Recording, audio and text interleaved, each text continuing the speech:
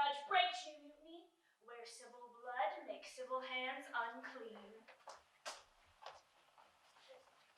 Do you bite your thumb at me, sir? I do bite my thumb, sir. Do you bite your thumb at me, sir? Is the law on our side if I say aye? No. No, sir, I do not bite my thumb at you, sir. But I do bite my thumb, sir. Do you quarrel, sir? Quarrel, sir? No, sir. If you do, I am for you. I serve as good a man as you. No better. Yes, better. You lie.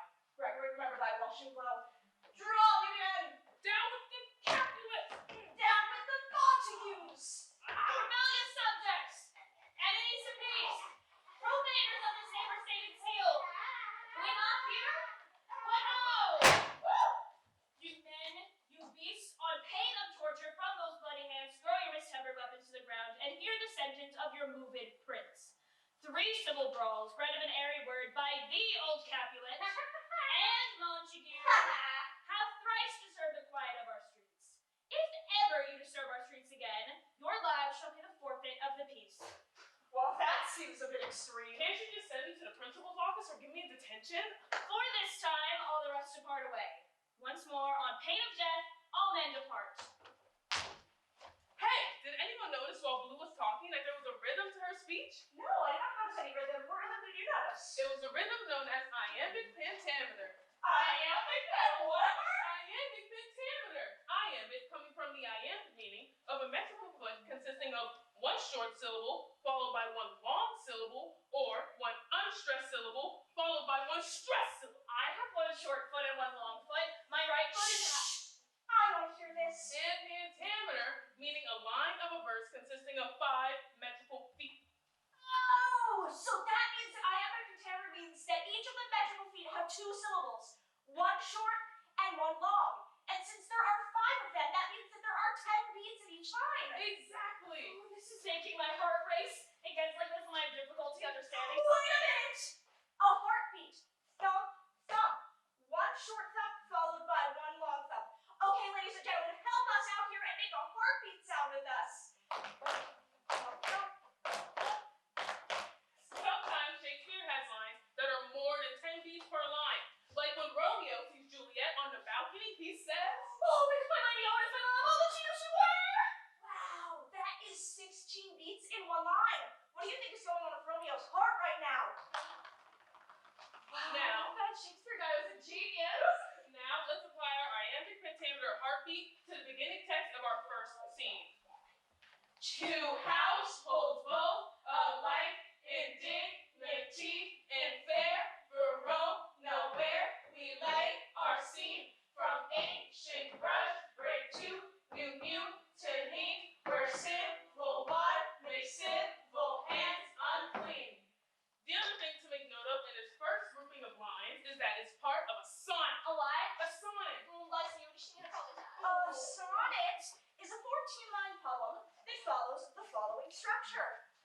A, B, A, B, C, D, C, D, E, F, E, F, G, G. Now what this means is that the first and third line rhyme, and the second and the fourth line rhyme, until the last 2 lines, which rhyme. Oh, that's cool. Now let's look at the opening prologue from Romeo and Juliet. 2 households both alike, in dignity, in fair Verona where we lay our scene, from ancient grudge break to new mutiny, where civil blood makes civil hands unclean. From forth the fatal lines of these 2 foes, a pair of star-crossed lovers take their life, whose misadventured piteous overthrows do with their death bury their parents' strife. The fearful passage of their death-marked love in the continuance of their parents' fate, which but their children's ends not could remove, is now the 2 hours traffic of our stage. The which if you with patient ears attend, when here shall miss our toil shall strive to mend. Okay, now let's just say the last words. Dignity, scene, mutiny, unclean, Foes, life, overthrows, strife, Love, rage, remove, stage, attend, mend. Now, after reading these words and hearing us speak, what do you think is a theme for Romeo and Juliet? I'm asking you. life and death. Ooh, that's a great response. That's really good.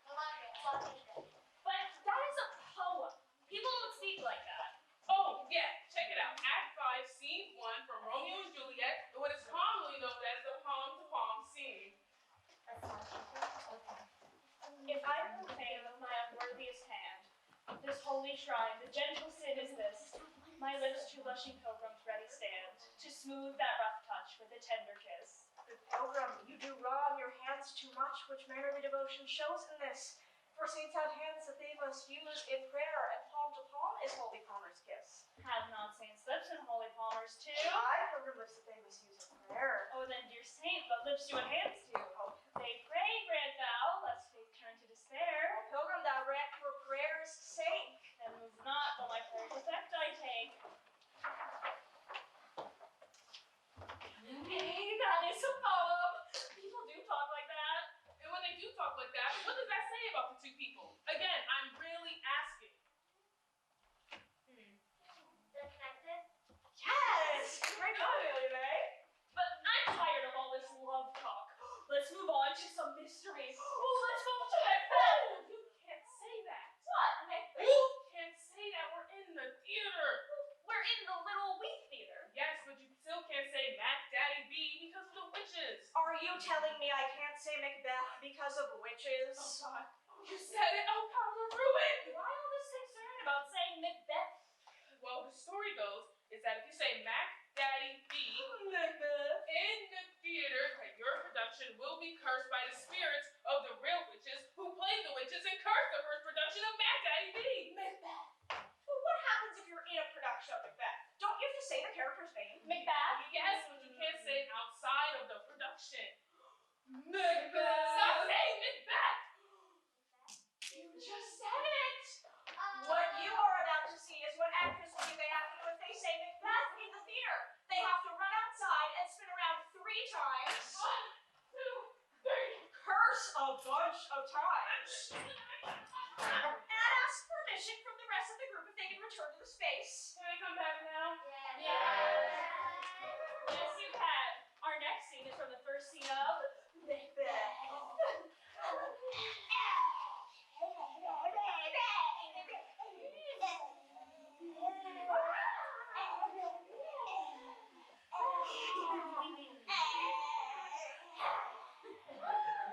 Where shall we dream it again? In thunder, lightning, or rain? when the burning plan is done, when the battle's lost and won, then will the air the set of sun. Where the place? Upon the heath. There to meet with Macbeth. There is thou is there. From under the fog and filthy air, a drum. A drum. Macbeth.Banquo.com. So foul and fair a day I have not seen. What are these? So withered and wild in their attire that look not like the inhabitants of the earth, yet are on it. Speak if you can. What are you? All hail Macbeth, hail to thee, Thane of Glamis. All hail Macbeth, hail to thee, Thane of Cawdor. All hail Macbeth, thou shalt be king hereafter. Good sir, why do you start and seem to fear things that do sound so fair? To me you speak not. If you can look into the seeds of time and see which grain will grow and which will not, speak then to me. Lesser than Macbeth and greater, not so happy yet much happier. Thou shalt get kings though thou be none. So hail Macbeth and Banquo, and Macbeth, all hail. Stay, you imperfect speakers. Tell me more. I know I am Thane of Glamis, but how of Cawdor? The Thane of Cawdor lives. Say from whence you owe this strange intelligence, or why upon this blasted heath you stop our way with such prophetic greeting. Speak, I charge you. Whither are they vanished? Into the air, and what seemed corporal melted as breath into the wind. But they had stayed. Your children shall be kings. You shall be king. And thus began the mystery of Macbeth, a mystery in which he does become king, but loses the crown when he loses his head. Yo. And yet the Weird Sisters have more to show. So let's see. And with 3 of us and more of you, we ask you to help us through. Please repeat after us. Double, double, toil and trouble. Double, double. They don't need us. Yes, excellent. Now, how about we do it one more time with our outside voices? Double, double, toil and trouble. Fire, burn, and cauldron bubble. Now, next time you're going to say that phrase, join us now.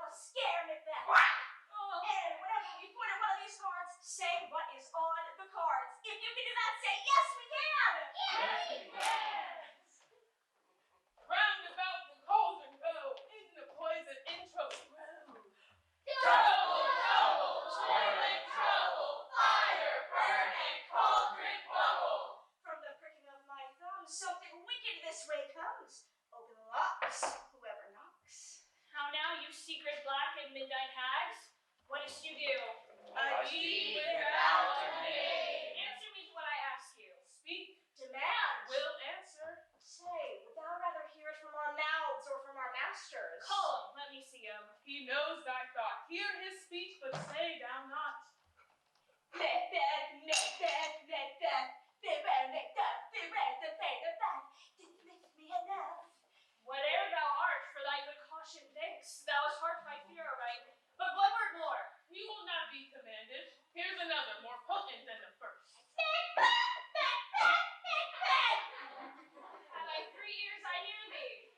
Let the sky, the power, man, pretend for the bird, turn out Then live Macduff. What need I fear of thee? Listen, What is this that rises like the issue of a king? listen, but speak not to it. Macbeth shall never vanquished be until great Birnam Wood come to hide on name, come against him. That will never be. Who can impress the forest, bid the tree, unfix his earthbound root? Sweet Bodmin's good. Rebellion's head rise never till the wood of Burnham rise. You, my heartthrob, should know one thing. Tell me if your art can tell so much. Shall vanquished issue ever reign in this kingdom? Seek to know no more. I will be satisfied. And so Macbeth departs from the weird sisters, believing that the woods will never rise and walk against him.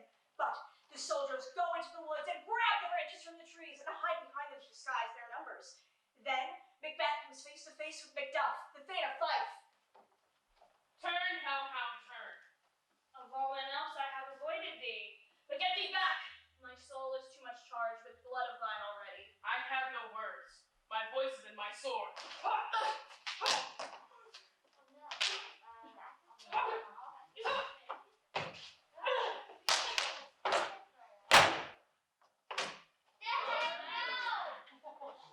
What you have just seen here and in the opening monologue of Romeo and Juliet is called stage combat. Stage combat is a non-violent way of expressing combat on stage. Actors spend an average of 6 hours of rehearsal per 1 minute of stage violence. While very exciting to watch, safety is always the #1 concern. In what you just saw, we were taught a 5-number parry number system and started learning to fight at the very beginning of rehearsal. Every step, every movement has been carefully choreographed to ensure that everyone will be safe during the application of the fight scene. In the history of theater, stage combat has been used as an entertainment tool to combat other forms of entertainment at the time. It should be understood that stage combat, while exciting, requires focus, time, and skill. So let's share with you some of that skill. Make a peace symbol with your right hand. Close the scissors so that your fingers are together, and now place them over your head like this. This is parry #5. This parry protects your head. If someone in stage combat were to cut to your head, parry 5 would be used, and the person cutting to the head would cast the sword like a fishing rod. By show of hands, how many of you have ever gone fishing? Ooh. So that means all of you know that if you were to cast a fishing rod, you would not cast it like this. Nope. So how this applies to stage combat is this. Red is going to set a parry 5, and I'm going to cast my fishing rod past Red so that no energy goes into my partner. And Green has pointed out we are partners, not adversaries. We don't want to hurt each other. That's never the focus. When we're playing our characters, we want you to believe this to be true, but it's always in the interest of safety. Now, Blue and Green are going to give us an example of stage combat with the swords they use in the Macbeth fight. Parry 5. So, if Blue did not set the parry 5, I wouldn't cut until it's in place. This is the physical dialogue known as action and reaction. Friends, Romans, countrymen, lend me your ears. Hold up! That is Mark Antony's speech from Julius Caesar. Yes, I know that. Well, we're doing Shake It Up, Magic, Mystery, and Mayhem, focusing on A Midsummer Night's Dream, Macbeth, and Romeo and Juliet. So you can't jump right into another of Shakespeare's plays. Can you? Well, it would be hard not to. We already have. We have? Yes, our introduction today was an adaptation of the All the World's a Stage speech from As You Like It. Well, I guess you're right. In fact, you would be hard-pressed to have a basic conversation with another human being without using a word or phrase that has been credited to Shakespeare. Did you know that Shakespeare is credited for the first knock-knock joke? Phrases like heart of gold or wear your heart on your sleeve are all credited to Shakespeare. Well, now would be the perfect time to explore Shakespeare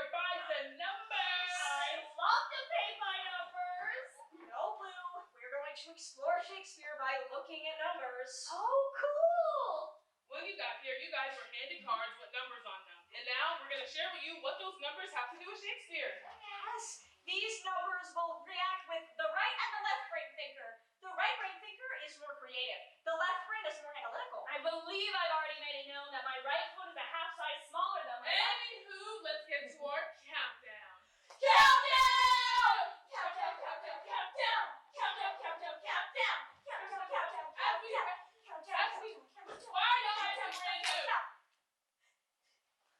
As we reference the numbers, please hold up your cards. Who has the number that says 17,677? Yes! Hey! 154? Woo! 37? Yes! 2? Oh yeah! Now, what do these numbers have to do with Shakespeare? Do you know?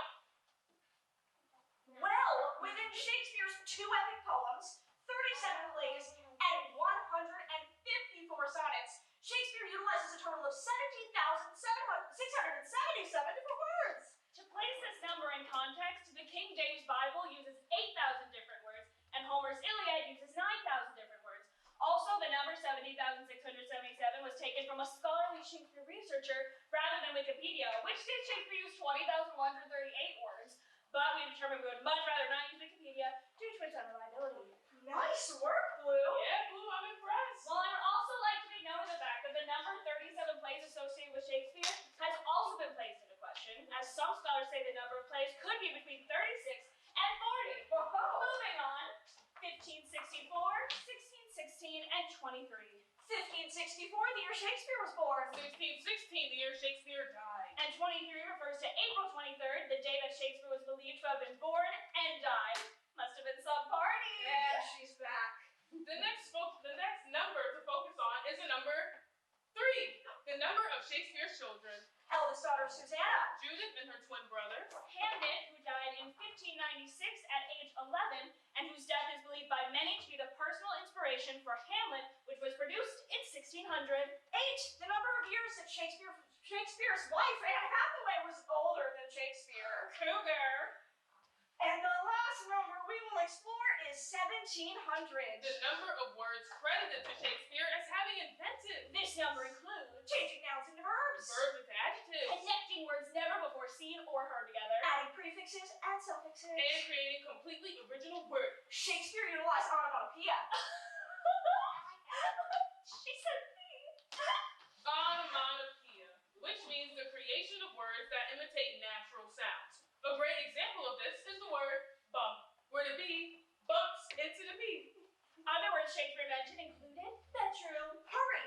laughable, Lonely, gloomy, Generous. Gossip. amazement, Majestic. moonbeam, blushing, Rant. premeditated, fashionable, Luggage. zany, eyeball, Outbreak. cold-blooded, skim milk, Worthless. unreal, swagger. Champion. no, We are the champions, not friends. That's not actually brand new. Brand new. Okay. And now time for a little magic. Are you saying that my singing wasn't magic enough for you? In Shakespeare's A Midsummer Night's Dream, in the woods outside of Athens. There are no woods outside of Athens. How do you know that? Have you been there? No, but I know. Yeah, what do you know? Do you want to go? Ladies and gentlemen, it is now time for the main event. In this corner, known to her friends for being fierce and fiery, but short in stature, Yeah, not that short. Aegis daughter, Hermia.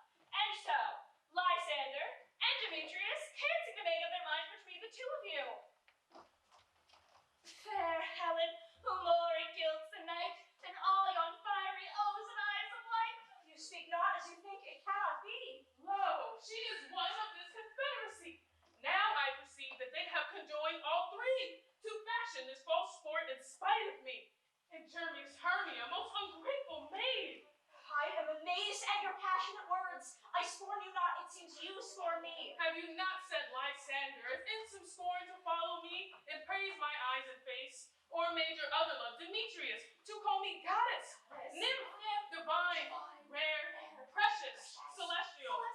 Wherefore he speaks this to her he hates, but by your setting on, by your consent. I understand not what you mean by this. Helen, I love thee, by my life I do. I say I love thee more than he can do. If thou say so, withdraw and prove it too. Quick, come!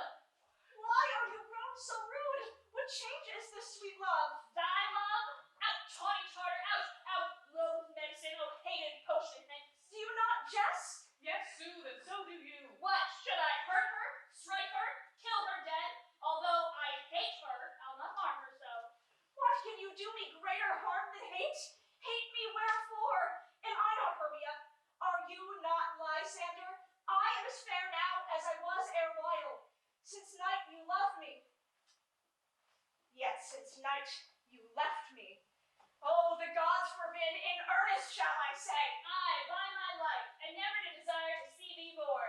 Therefore, without hope, of question, of doubt, be certain, nothing truer, 'tis no jest, that you hate me, and love Helena.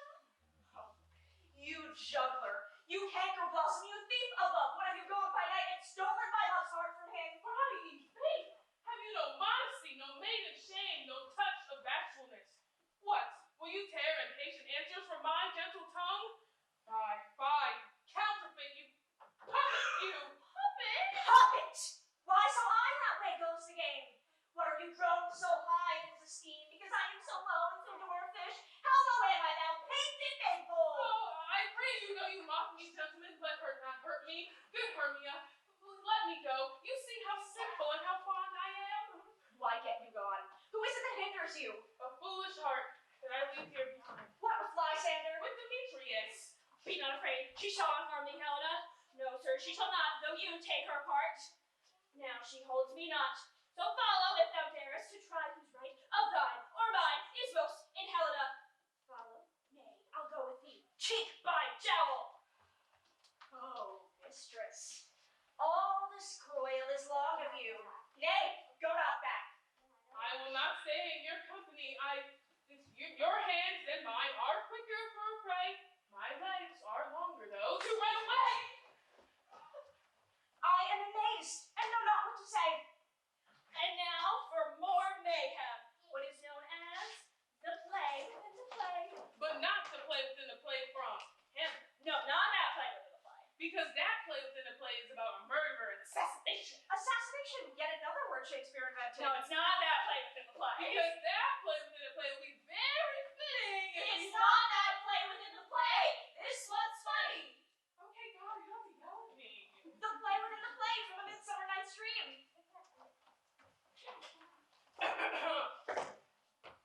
In this same interlude, it doth befall that I, one snout by name, present a wall. And as a wall, as it should have you think, had in it a great hole or chink, through which the lovers Pyramus and Thisbe did often whisper very secretly.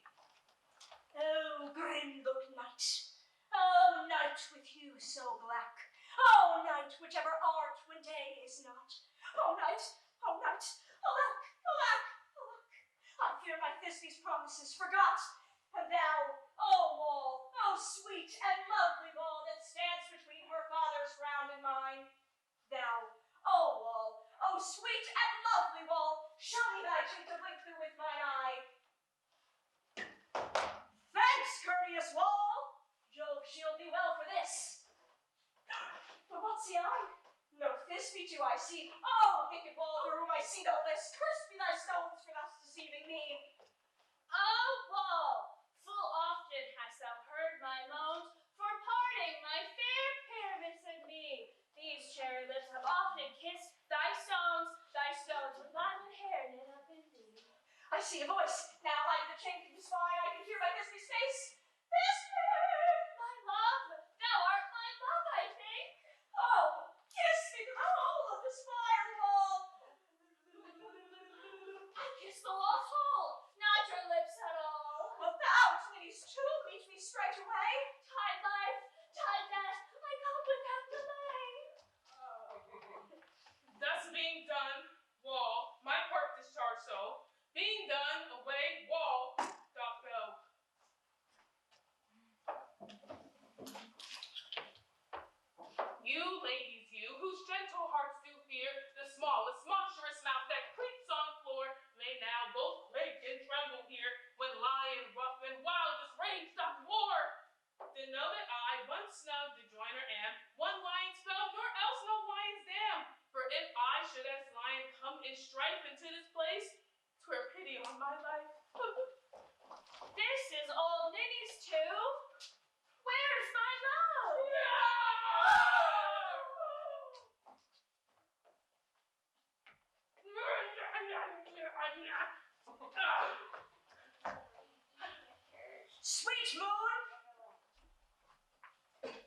Sweet moon!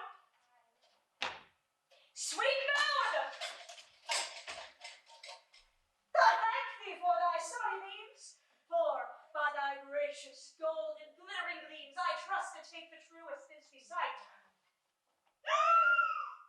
But stay, oh spite, but mark, poor night, what dreadful dawn is here. Eyes you see, how can it be, oh dainty duck? Quack, quack. Oh dear. Financial good? What? Stained with blood? Approach, ye furies fell. Oh fates, come, come, quail, crush, conclude, and quell. Oh, wherefore nature did sell lion's frame, since lion vile hath here deflowered my dear, which is, no, which was the fairest dame that lived, that loved, that liked, that looked with cheer. Come, tears confound, out sword, and wound the pap of Pyramus. I that left pap where hearts doth hop, thus died I. Thus.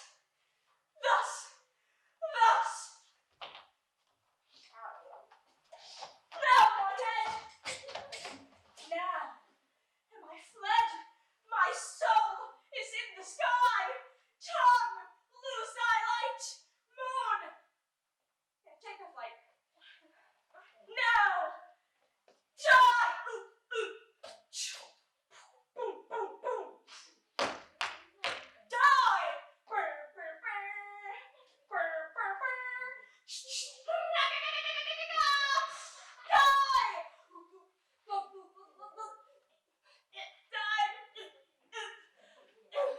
Die. Die. Wow. Chill. Why are you down there? Asleep, my love? What? Dead, my dove? Pyramus, arise! Speak, speak. Quite dumb? Dead, dead? A tomb must cover thy sweet eyes. These lily lips, this cherry nose, those yellow cowslip cheeks are gone. Tongue not a word. Come, trusty sword, come blade my breast, where imbrue. And farewell, friends. Thus is the end. Adieu, adieu, adieu.